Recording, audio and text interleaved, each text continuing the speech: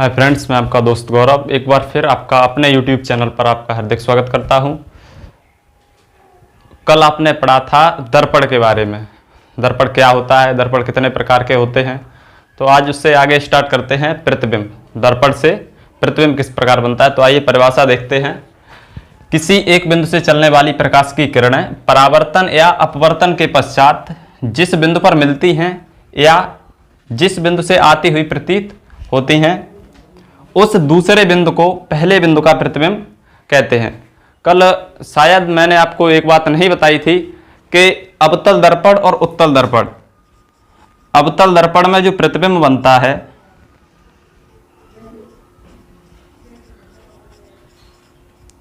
अवतल दर्पण द्वारा जो प्रतिबिंब बनता है वो ज्यादातर वास्तविक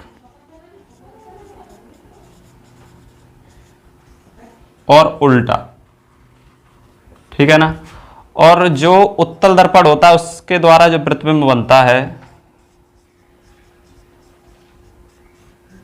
वो बनता है हमारा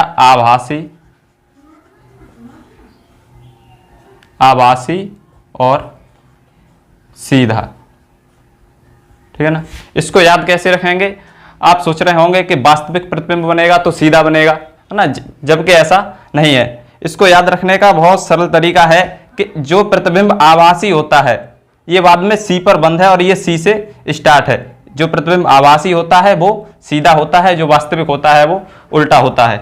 अवतल दर्पण द्वारा ज्यादातर प्रतिबिंब हमारे वास्तविक और उल्टे मिलते हैं, ठीक है ना। एक ही स्थिति ऐसी है जब अवतल दर्पण द्वारा प्रतिबिंब हमारा आभासी और सीधा प्राप्त होता है, ठीक है ना। तो प्रतिबिंब हमारे होते हैं वो दो प्रकार के होते हैं। पहला होता है वास्तविक प्रतिबिंब।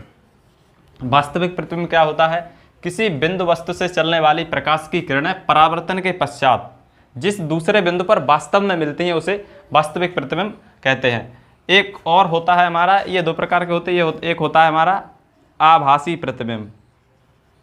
कौन सा? आभासी प्रतिबिंब।